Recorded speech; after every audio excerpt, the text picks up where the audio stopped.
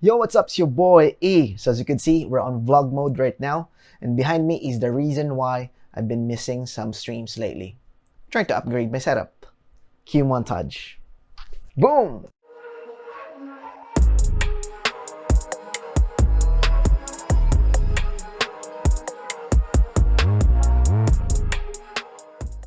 The focus of this video is to show you what I did on the stream with a twist.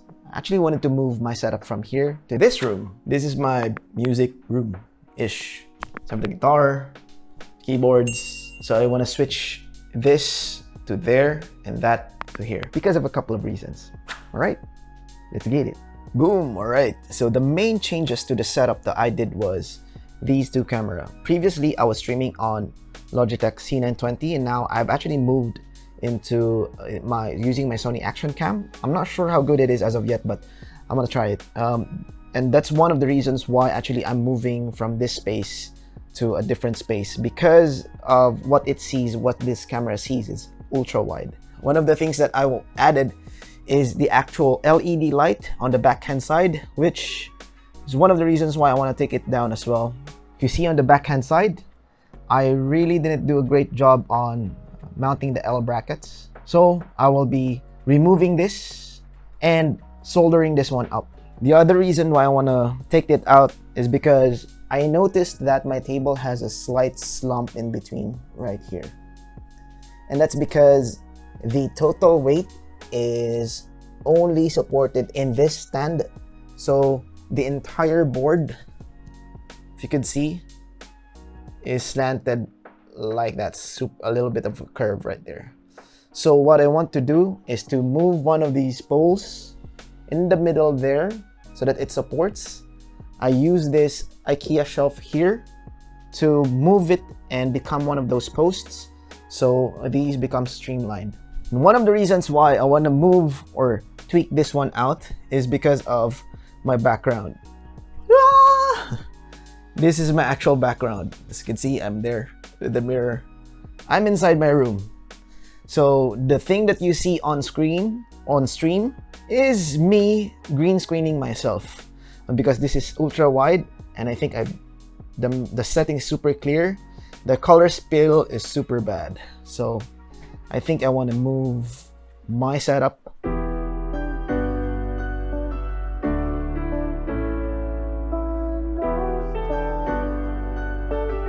For LEDs, if you want to cut them, always measure twice, cut once, right? So if you could see me on this clip, you would see me measuring the monitor size. I did a little bit of adjustment where I put an inch as a border on the sides. So the light disperses as well, and I do have a lot of strips in between, or I can fit a lot of strips in between.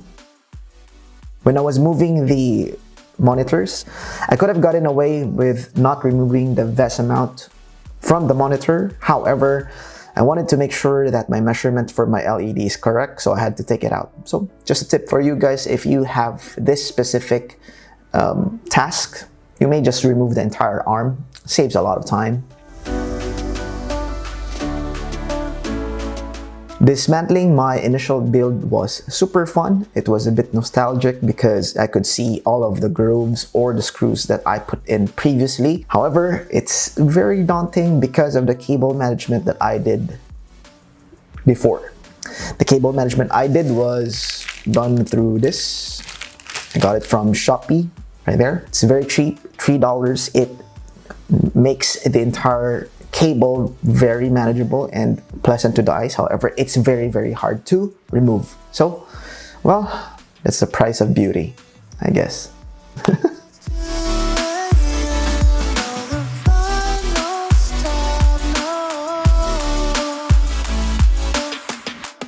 My Ikea desk is something called Linmon. It's the cheapest tabletop that you can get.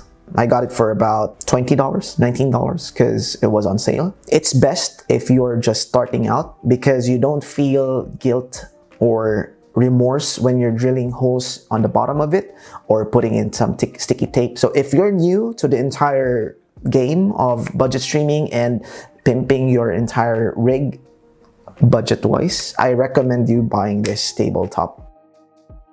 Previously, when I was still starting out, I bought these $1 cable management thing, and it's stick behind as a double-sided sticky tape, 3M. However, what I found was that it's very hard to remove, and it cannot carry a lot of wires in between. So if you're doing this kind of configuration, I would recommend staying away from these things. Yep. It's very tough for me to remove. Fortunately, I can use the actual tab to remove the sticky tape, but otherwise, that was a failed experiment for me. Lesson learned. Don't buy those.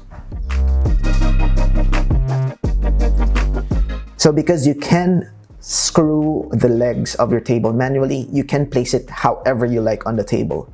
Now, as I said, you can use a tool, but you can also use old screw and hand. Right there. You can see me on the table screwing around. As I said, I wanted to get more support in the middle of the desk because it was starting to show a smile or a curve in between. So I moved my left leg, behind leg, to the middle. And that middle part is where my entire rig would be supported. And to support the missing leg, I used a drawer, a cabinet per se. Now, the most popular one is the Alex table, which cost about $120. I don't have that type of cash to spend in this project. So an alternative for my end, I got the Micke. Now the difference is that the Micke actually comes with a wheel. What I figured out to do was if I remove the wheel on the bottom hand side, it's very intuitive to remove. It is not soldered nor welded onto the table because the table is made out of wood. It's actually just bottom, what you call this, hole in the bottom part. Actually, let me get that for you. These ones. The bottom part of the Micke drawer are supported by wheels, and this is by these wheels. I'm not sure if you can see. It's not welded shut.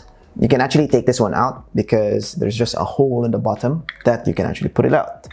Another tip is that you can peruse if you have an Ikea shop or a furniture shop that has a return policy. Chances are they have something called as is. These are things that have been returned by the customer because they have slight imperfections. I got my drawer from there. So initially it was retailing for about $80 and I got it for $60 because it has a slight chip on the left-hand side or the right-hand side of the paint. I mean, because I'm just going to use it at the bottom of my desk, I wouldn't care. So, additional savings for you, additional tip between you and me. When I was researching LED strips, I came to find out that there are a lot of type of LED strips out there, LED RGB lights, and they're actually subdivided by numbers, which makes it more difficult. Is it RGB and ground, or is it like, does it carry a white light as well within it? So there's a lot of types. Do your research before doing this. For my end, I have researched that my LED lights are LED RGB 5050, 5050. Got it here. Shopee. And as per my YouTube research, I should be able to easily connect them via these connectors that I got from Shopee as well. However, unfortunately, for whatever reason, it might be because what I bought was cheap or my LED, which I got for cheap as well, it didn't work, so I went to soldering. Truth be told, I have zero experience in soldering, but YouTube is your friend, and it seems to be easy enough. Just a keynote that you don't put your solder to be very hot because the heat transfers from your soldering iron to the strip. So be careful with that one when you're laying down or putting in the soldering material into the strip. Make sure that you have a little bit of time in between so that the compound or your strip cools down. Now notice when I put in my monitor on the table, there is a slight wobble on the left-hand side. That is because the Micke table, as against the Alex drawer, it's like there's a millimeter difference between what Alex has and Micke has. So to alleviate, I just put in some materials in between and solved. Easy peasy. There's nothing that a folded newspaper can't fix, especially if it's a uneven table.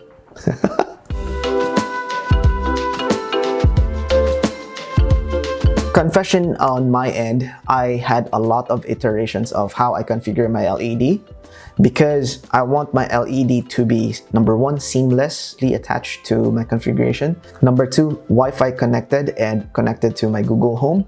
And number three, they have to be cheap. So I had to think about the measurement, the orientation of the wires, and how I'm going to cable manage each and every one of them. So it took me a long time. However, I think the end results justifies the entire effort.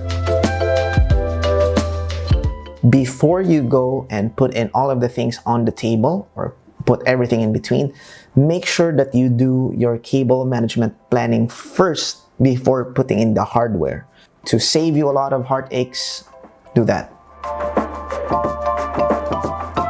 Oh, before I forget, allow a slack behind your monitor for that HDMI cable so that you don't pull it accidentally and you need to reconnect them and reorient your entire configurations, etc., etc. To save yourself from heartaches, give that HDMI cable some slack.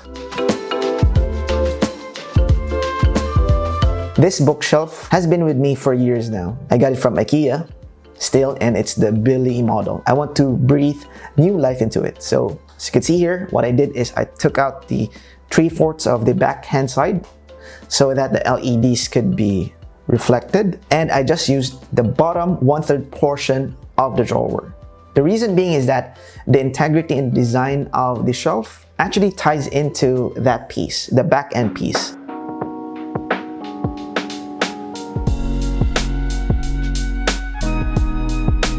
Another thing that I learned during this entire experiment or moving is the adhesiveness issues that we see on the acoustic material or the foams.